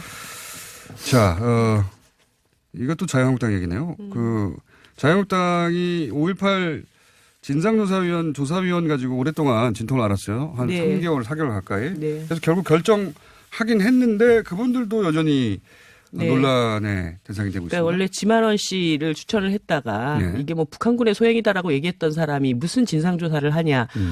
보수 진영 내에서도 비판받던. 예, 그래서 뭐 나경원 원내대표가 진짜 그분한테 쌍욕을 들어가면서까지 일단 예. 이거를 어렵게. 어렵게 막아놨는데 그 대타도 거기에서 별로 달라질 바가 없는 이런 상황이 되어 있어요. 그래서 뭐 한간에는 진상조사위원을 구성을 하라고 그랬더니 자유한국당이 진상 이런 진상도 없다 뭐 이런 얘기를 계속 하고 있는데 한마디로 이 자유한국당의 존재 자체가 5.18 진상을 규명할 수 있는 그런 위치에 서 있지 않은 정당이라는 걸. 이 털어낼 때도 보여주죠. 됐는데 아직도. 예. 오히려 여기서 적극적으로 진상조사에 협조함으로써 그 오랫동안 쌓여있던 그런 이미지를 털어낼 찬스라고 저는 생각이 드는데 네. 그렇지 못하고 그럴 능력이 없다고 봐야 되죠. 그래서 우리 대변인이 소돔과 고모라에 의인 10명만 있으면 거기를 망하지 않게 하겠다고 했는데 의인 10명이 없어서 소돔과 고모라가 망했던 것처럼 자유한국당에 의인 3명이 없어서 이 모양이 됐다고 그런 얘기가 나옵니다. 자, 시간이 한 1분 30초밖에 안 남았는데 여러 가지가 있는데 오늘 아침에 어제 밤에죠. 갑자기 터진 손혜원 의원 네, 관련해서 네. 투기 의혹설 제기 네. SBS에서 제기한 것인데 이 사안은 아직 그 손혜원 의원의 공식적인 입장이 안 나와가지고 네. 균형 있게 다룰 정도까지는 안 되고 내일이면 본격적으로 다뤄질 것 같은데 네. 어떻게 보십니까? 가깝지 않으십니까? 예. 이 상황과 사건에 대해서 정확하게 더 파악을 해봐야 되긴 하겠지만 이것이 순수한 투기의 목적이었는지 손혜원 의원이 이제 예전부터 오랫동안 이 문화재 관리에 대한 이렇게 자기 소신 같은 것들이 되게 강했던 분이거든요. 그 지역 구도심을 살려야 되는 주장 오랫동안 했었죠. 예, 그게 사실 손혜원 의원이 뭐 이런 얘기를 전혀 안 하고 있다가 이 일이 터져서 나 원래 문화재에 대해서 굉장히 관심이 많았던 사람이다. 이렇게 됐으면은 또 그 의심이 변명이 될 수도 있을 텐데 굉장히 일관되게 또 그 일을 해왔던 분이란 말이죠. 그래서 실제 이것이 투기로 인해서 어떤 그 이득을 얻게 되는가. 그것이 아니면 문화재를 관리하기 위한 정당한 절차 방식을 썼는가. 이런 것들이 잘 구분이 좀 될 필요가 있다는 생각이 들고요. 손혜원 의원도 아직은 뭐 허위사실 유포로 SBS를 고소하겠다는 입장까지만 나왔지. 예, 이 문제에 대해서 그래서 굉장히 차분하게 손혜원 의원도 자기의 입장이 무엇인지를 좀 그 정확한 표명을 해야 될 타이밍이 아닌가 그런 생각이 듭니다.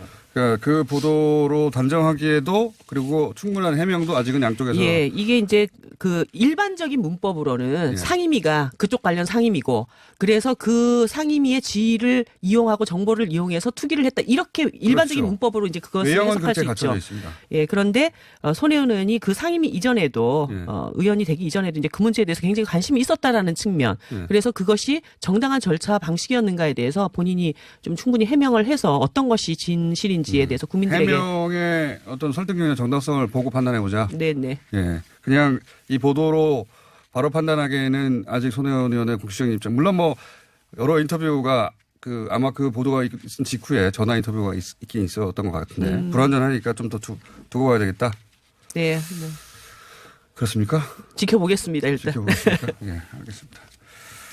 내일 정도 되면 이제 입장이 나올 것 같은데 내일은 수석 아니시니까요. 자, 내일 정도 되면 저희도 이걸 다룰 것 같긴 합니다. 자, 오늘 여기까지.